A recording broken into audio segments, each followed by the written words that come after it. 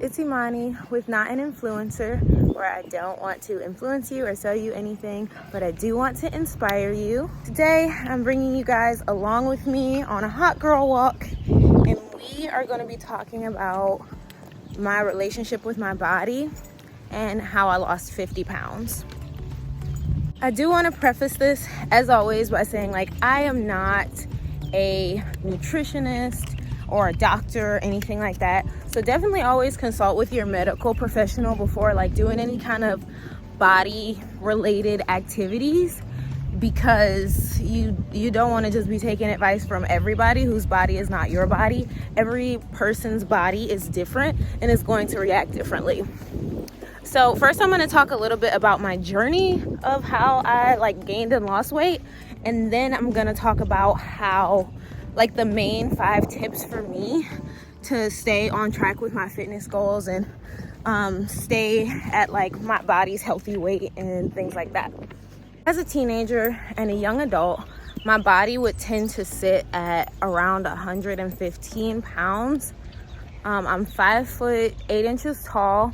So technically for a lot of my life I was underweight, and I didn't really have a desire to want to be thin. I just kind of naturally was. I had a very naturally fast metabolism, so I didn't have to do anything. I could eat McDonald's every single day and still be the same size. Then I saw this health food propaganda documentary on TV called What the Health, and that inspired me to go vegan. So I did go vegan, and I was vegan for about 6 months. During the time that I was vegan, I didn't really know what to eat a lot of the time, so I would just kind of eat anything. So when I was vegan, I was just kind of eating whatever, and I was eating all the time too, because the feeling of meat on your stomach is very filling, in my opinion. So you'll eat something with meat and then you'll be satisfied for hours. Whereas when you eat beans or, pasta or some sort of carby, starchy food, you don't feel as full for as long.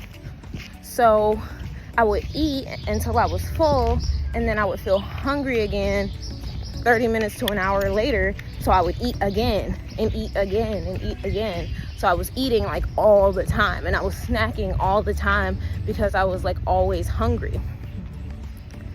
So during this time, I went from a size 0 to a size 8, out of nowhere. I gained a lot of weight very, very quickly just because I wasn't monitoring what I was eating. And I was going to the gym, but it wasn't enough to counteract the amount that I was eating. So that's really how I gained the weight so quickly, and it just ballooned and spiraled out of control very, very quickly. So at a certain point, I was I don't think that this was the right nutritional choice for my body. I didn't even consult my doctor or anything when I went vegan. I just decided I was going to do it one day, and I did it. I just stopped eating meat. I just went cold turkey. So I was nutritionally, I don't think this is the right choice for my body. My body never feels right. I always feel tired. I'm always hungry. I don't have a lot of energy. It is just not doing the right things for me.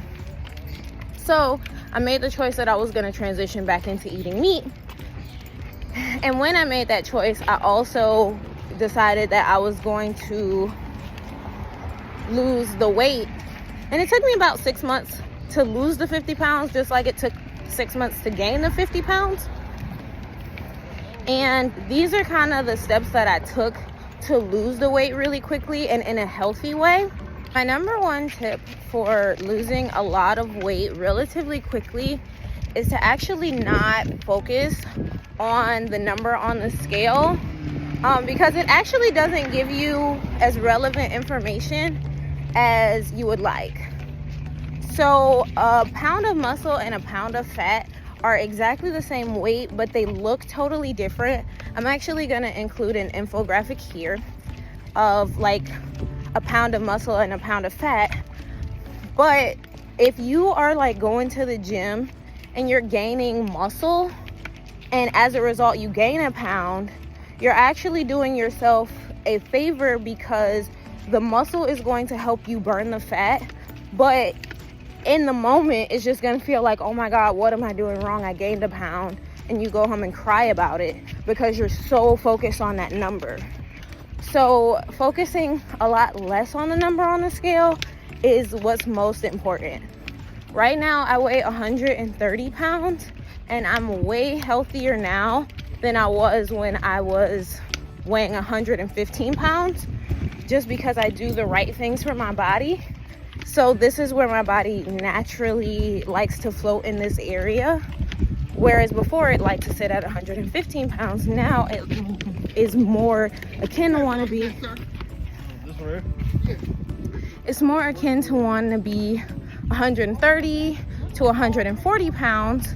My number 2 thing is not to really focus on the media like concept of fitness, because it's not really, in my experience, for me, it's not really accurate. So for me, the media is kind of pushing like, oh, go to the gym and buy Lululemon and do all these things. And those things are great. I'm not saying that you shouldn't go to the gym.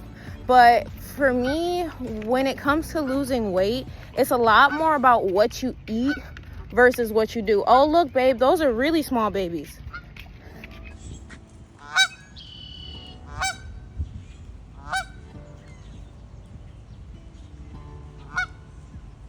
So it's a lot more about what you eat versus what you do. For example, I mentioned when I was vegan, I was eating all the time. I was eating several times a day. When I transitioned back into meat, I would generally eat 3 meals a day, like a larger breakfast, and then I would have like snacks in between breakfast and lunch. I would eat lunch, have snacks in between lunch and dinner, and then I would have dinner. And usually by dinner, I wasn't even like starving because I was eating in a healthy way. I would just kind of eat a smaller amount. And then I would have dessert too every single day. But if you are constantly eating, what you'll find is that, or constantly eating and not feeling hungry or starving afterwards, you'll find that your body actually isn't even as hungry because it doesn't feel like you're starving it. When you're starving your body, when you get to every single meal, you're gonna like gorge yourself to the point that you feel sick because you aren't eating right.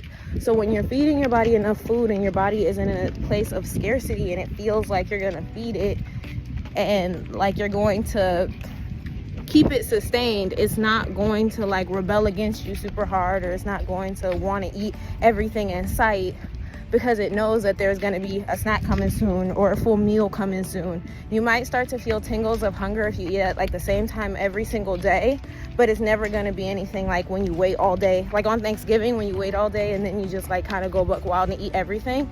Your body won't be experiencing that often. And alternatively, if you focus like solely on, I'm gonna go to the gym and I'm gonna get myself together, like that's a good thing, and working out is definitely healthy. But if you're constantly focused on going to the gym and not focusing on the other part of what you eat with it, you're gonna be distressed because you are going to gain weight. You're gonna gain that muscle, but it's gonna be like, I've gone to the gym and gone super hard for 10 days. Why is my weight constantly going up? And it's because you're going to the gym and you're building that muscle and your body hasn't actually had the time to like reduce the fat yet. So you're going to gain weight, and then it's going to cause you to spiral, and you might just be like, well, I've been doing everything, you know, I've been in the gym and I've been working hard and I'm not really seeing any results, and I'm just in fact gaining weight. That is why a lot of people quit like right at the start, is because they actually were committed to doing it, and the result that they saw were that they were actually getting heavier. So it kind of pairs with number 1, but going to the gym and only focusing on working out is going to build that muscle, but it's not going to actually help you lose the fat initially.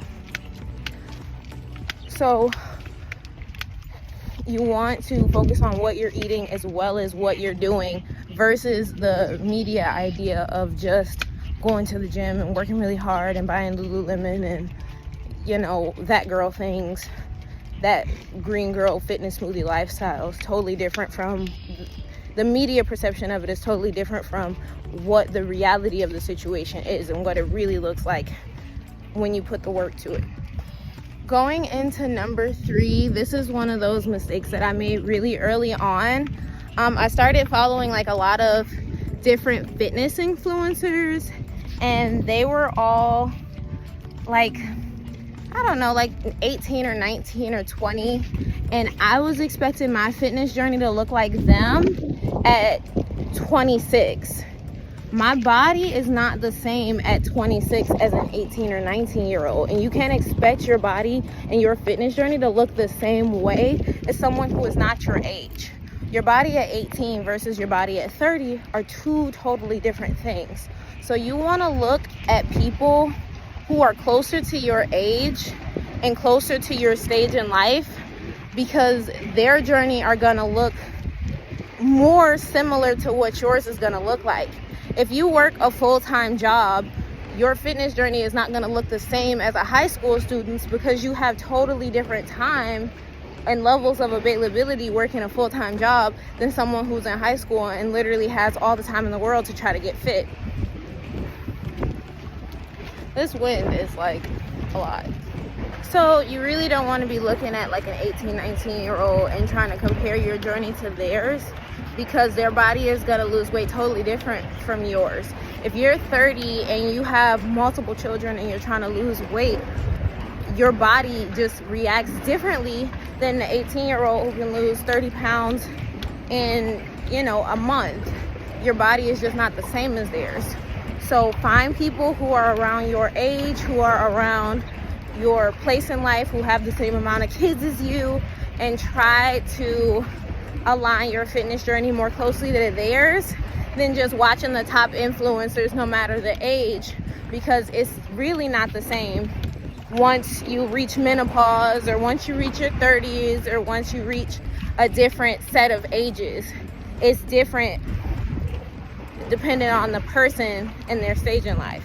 My 4th tip has kind of run through like all of the other tips that I've given during this, but like you really want to focus the most on how you're feeling, because ultimately that's going to tell you everything you need to know about your health. If you're constantly feeling tired, something is wrong. If you're constantly feeling hungry, something is wrong. If you're constantly feeling,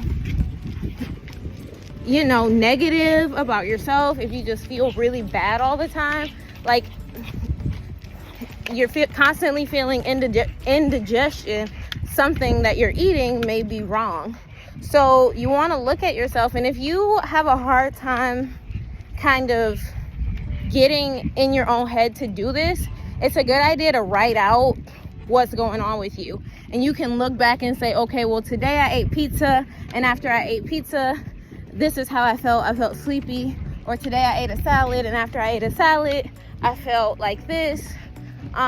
Writing it down will really help you to track what's going on with you, what's going on with your body, and what foods are good foods for you. You might find out that you have like a thing with dairy, where you break out every time you eat dairy, or you're tired every time you eat dairy.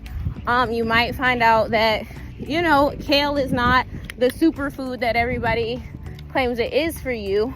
I remember like when kale was a really big thing, I was eating kale like all the time, and it was actually causing my stomach to hurt. But I was eating it all the time because it was like the superfood, and it was healthy, and it was what everybody was doing. It was like the trendy thing to do. So I just kept doing it, and I was just like, oh, the kale is like, must have a lot of fiber in it. It's like doing good things for me. But ultimately the kale itself was making me sick.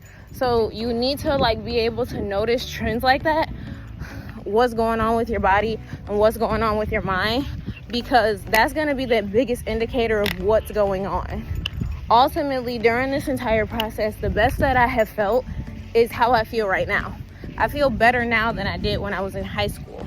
Definitely keep in mind what's going on with you, just physically and emotionally and like energetically, with like your energy levels, because that's gonna put you on the right path to success and finding what's going to work for you. Because what works for me might not be what works for you. What works for your cousin might not be what works for you.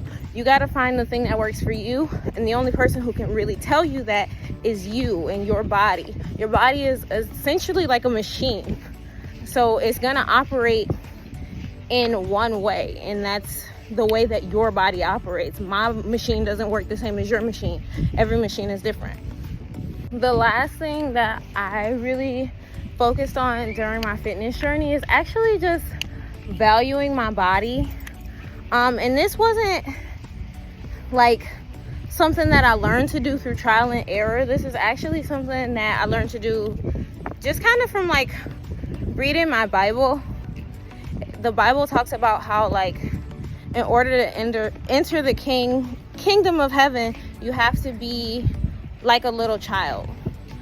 It talks about how this is how, like, the character qualities you need to have in order to enter the kingdom of heaven.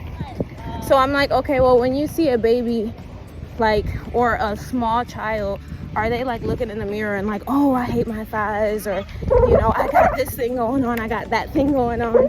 No, they like stand in the mirror and they're amazed. They're like poking at their tummy and they're smiling and they're happy and they love themselves.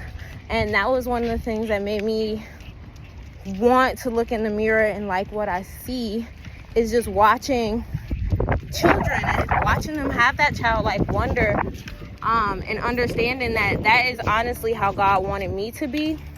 And whether you believe in God or not, this is just my journey. This is how I interpreted it.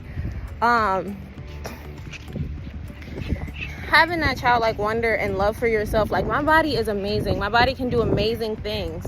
I ran a 5K and I was so amazed that I was able to do it, because I didn't think that I was going to be able to do it. I booked my ticket not thinking I was going to be able to do it. I showed up still not thinking I was going to be able to do it, and I did it. So I was so proud of myself and the amazing things my body can do. People's bodies have like made and grew entire humans and delivered those same humans. People's bodies can do amazing things. So you really need to take a look at your body and what your body can do and value those things.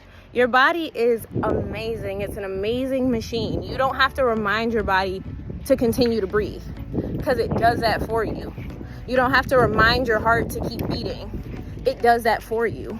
So you really have to think about what your body does for you and value your body for what it is, because it's really the most amazing design that even if you tried to design it yourself, you probably couldn't, because it's the most meticulously crafted thing that you probably have ever seen.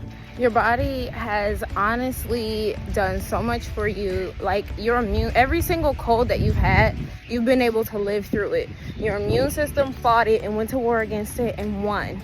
Your body is constantly protecting you and is constantly doing amazing things for you. So you need to have that value and reverence for your own body, because if you are unkind to yourself and you're constantly putting yourself down and you're talking about all the things that your body can't do, it's almost like your brain is going to look for that. It's going to look for reasons that your body sucks, and you're going to start to believe that your body sucks, and then you're not going to be able to push yourself to do anything. You're not even going to want to go to the gym if you believe that your body sucks. You're like, why would I go to the gym and waste my time, because I'm not going to lose any weight?